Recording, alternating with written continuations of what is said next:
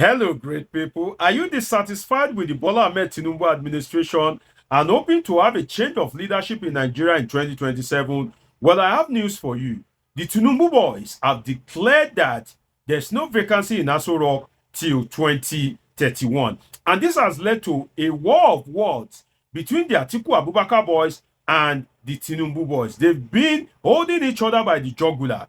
In this video, we'll be looking at the issues between both of them, 2027 presidency, the dynamics that will shape the 2027 presidency, the performance of Bola Ahmed Tinubu, the probability of Atiku Abubakar emerging, the north-south political equation in Nigeria and the politics behind it. We'll be looking at this and a whole lot more on this episode of Politics with Dr. Omosholade. If you are yet to subscribe, do you want to subscribe to this channel? Now, George Akume, the secretary to the government of the federation, one of the most powerful person in the administration of Bola Ahmed Tinubu, stated explicitly that there's no vacancy in Aso Rock, that even if you are a northerner, despite the fact that Akume himself is from the north, he said that if you are a northerner, wait till 2031, let Bola Ahmed Tinubu, who is from the south, let him complete his 8 years, which will end by 2031. Now, Paul Ibe,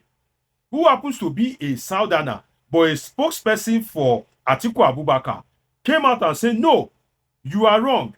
You cannot say the north cannot grab power in 2027. So you can see that it is a northerner that is speaking for a southerner, Bola Ahmed Tinubu, to retain power. It is now a southerner that is speaking for a northerner to take over power. And that's why I've said it, that politics is usually a game of interest. It is not really about ethnicity. They usually use ethnicity as a tool to deceive the gullible ones. And that's why I usually pray for my politicers. And that's why I usually ask that, do I need to fast and pray? Do I need to lay hands on you? Do I need to speak in tongues before the veil of gullibility in the eyes of some Nigerians will be cleared away? Just as the example that I just gave you, Paul Ibe is advocating for a northerner. George Akume from the north is advocating for a southerner. Now, one thing we need to ask ourselves is, will Tinubu contest? Because you may want to say that we haven't heard it from the man himself. Tinubu has not said he will contest. Now, let us solve this equation.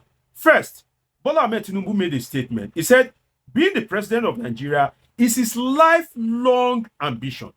So you don't expect somebody to give up his lifelong ambition when he has opportunity to further that ambition. Two, President Bola Ahmed Tinubu is a power-oriented politician, a kind of person that gives him power. Give him power, he wants more power. Give him power, he wants more power. When he was governor of Lagos State, he rose to become the kingmaker of governors in the southwest. He rose to become the national leader of APC. During Buhari time, he rose to become the kingmaker of Buhari himself, and eventually rose to become the president. So he's a power-oriented man with profound respect to him. You don't expect such person not to contest. So far as, his bones are still moving, so far as there's still oxygen in his nursery, and he's not incapacitated, definitely Bola Ahmed Tinubu will run. Then the statement of Shetima is an inner circle discussion. If they have not had any discussion in the inner circle, the inner chamber of the presidency, Shetima will not have the courage, the boldness to come out to make that statement. Another point we need to look at is the statement of Shetima is made out of the body language of the president.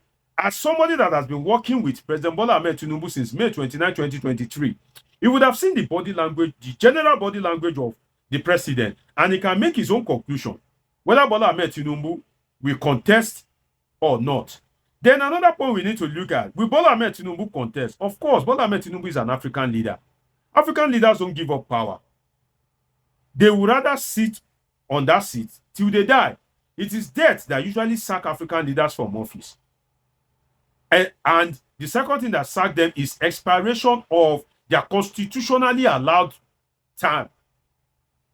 African leaders don't just give up easily like that and say, okay, I still have opportunity to contest, but I don't want to contest. Maybe my bones are not too strong. Let me just step aside. That doesn't happen.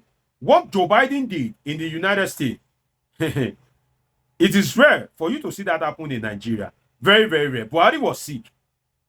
Did that stop him from contesting? No. He contests. Now, let us look at something, an argument that Paul Ibe made to justify Northern desire for power. He said, that is the Atiku spokesperson, he said by 2027, South will have 17 years of leadership. Paul Ibe is right, but he is wrong. Paul Ibe is right in the sense that by 2027, the South would definitely have about 17 years of political leadership in Nigeria under the democratic dispensation. But if you look at it since when Nigeria has existed as an independent nation since 1960, the North has held on to power more than the South. In the sense that Nigeria have practiced two forms of government. You can say democracy and autocracy. Now, the people that govern Nigeria during military rule, majority of them from the North. Excuse me, where are they from? Are they from Togo? Are they from Zimbabwe? Are they from Benin Republic? Are they not Nigerians that their ancestral origin is within the territorial space of Nigeria? So why will you want to exclude military rule as if military history can be eradicated from the history of Nigeria? What a lame, or if you like, a nonsensical argument from Paul Ibe. I expect him to come up with more intellectual sophistry to justify why the North should hold on to power. I expect him to perhaps go into research and begin to compare Northern leadership to Southern leadership. That look at it when Northerners were in power. Look at the magic that happened in Nigeria. Look at the rate of development that Nigeria witnessed when the Northerners were in power. But for you to come and say by 2027, the South will have had 17 years of leadership, it is right, but it is wrong and also a lame argument, because the truth is since 1960, the North has occupied power, whether as a democratically elected president or a military head of state. They have held on to power than the South. So you cannot just single out the democratic system of government. Now, we need to look at something, which is that for the Tinubu presidency to have declared that no vacancy in Aso Rock till 2031, that is an infringement on the right of Nigerians. You are infringing on Nigerians' right of choice. That means that have you concluded that you are automatically the choice of Nigerians, or have you concluded that whether Nigerians like it or not, Tinubu will remain in power? Do you have a way of remaining in power against the wishes of Nigerians, against the wish of Nigerians? That is one thing that should give every Nigerian concern as regards the statement of George Akume. Because when the Secretary to the Government of the Federation is speaking, such a person, the statement carries weight, and it directly or indirectly conveys to you the reasoning of the government. So if you say no vacancy, what are you trying to say? In a democracy, you can't say there's no vacancy. No, it is left for Nigerians to determine whether there is vacancy in Aso Rock or not. So why not leave Nigerians to decide whether they still want your government in power? But for you to come out and just declare no vacancy, you are infringing on the right of Nigeria. Even if you have a way of perpetuating yourself in office, at least do it with some sense of modesty, not throwing it into the face of Nigerians. Now, one thing we need to look at, and should ordinarily be of concern to George Akume, is your government performing? That's one. Two, is your performance deserving of a second term? That is one thing that should be of concern to the likes of George Akume, that wants Bola Tinubu to remain in power till 2031. Is his government performing? And is he deserving of a second term? What are the landmark achievements that you can point out? What are the selling points of the Tinubu administration, because since he got there, the economic indices have been on the negative. Inflation has increased tremendously. The exchange rate, naira to the dollar, is wide apart. And if you look at it, every indices, unemployment ratio, just name it. So there's nothing much that you can say that you can use to give this government a pass mark. And that should be a concern to the government if Nigeria truly has a functional democracy. If Nigeria has a democracy that they have oriented citizens, that the citizens are largely oriented, that you cannot perpetuate vote buying, you cannot use violence as a tool to determine the outcome of an election. You cannot compromise the judiciary. You cannot compromise the police. Definitely, will the government not be concerned about the performance so far? And let us now do what I can call a personality swap.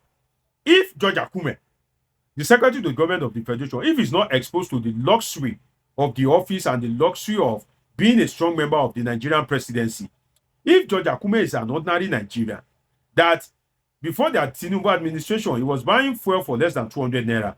Now it's over 1,000 naira. If George Akume is a Nigerian that at the end of the day, even his take-home pay cannot take him home. If George Akume is an industrialist that his cost of production has, triple, if not quadruple. If George Akume is an ordinary Nigerian, the question is, will George Akume vote for Bola Tinubu again? Those are the things that should be important to the government when people are talking about hardship in the country. Everybody is talking about hardship, to the extent that they named the president T-Pain. Does that not send a signal to the presidency? So if you are an ordinary Nigerian, George Akume, with profound respect to you, will you vote this government? Will you re-elect this government? That is one truth that you need to consider. Be that as it may, I am afraid of Atiku. And I'll tell you the reason why. You see, Atiku has been interested in being the president of Nigeria since 1993. So he has been a serial contestant. He has been a veteran contestant. He has been contesting to no success. But I've had an instance of somebody that has been contesting serially that once had opportunity, but at the end of the day, his presidency was a total mess. His presidency brought Nigeria to its knees. And who is that person? Muhammadu Buhari. Buhari was a serial contestant. He contested back to back. That he even cried that give me power. You remember the slogan, Say Baba. When the election was to hold in February that year, you remember the slogan, February. That is February for Buhari, February. When Jonathan postponed the election, they changed it to March for Buhari. You remember the vigorous campaign that was made by the same Tinubu camp. Well, to the desire of Nigerians, or to the desire of INEC or the judiciary, the person that installed Buhari eventually became the president. And Buhari's government was a total mess. So that gives me concern that this Atiku Abubakar that has been clamoring to be president, hope if we give you opportunity now, you won't become another Buhari. And Tinubu is even not an exception. His government has not been meeting up to the expectation of Nigerians. Perhaps it has been meeting up to the expectation of people that are within the corridors of power, but not to the expectation of majority of Nigerians. But it's never too late. 2027 is still a bit far away, and I hope the president will make an amendment so that he can, get the second term that he desires. I wish him the best of luck. May the best man win. May the man that has the interest of Nigeria wins. May the man that will bring succor to Nigeria wins. May the man that will make the image of Nigeria to take its rightful place in the Committee of Nations to win the 2027 election. It's been an interesting time with you on this episode of Politics with Dr. Omoshola Deji. Dr. Deji is a political scientist with a PhD in political science, and this is where we talk about politics and happenings in the polity. Do want to subscribe, turn on your notification button, catch up with my past videos, and of course, I have great videos coming your way. Till I see you again, always remember, that I love you all sincerely.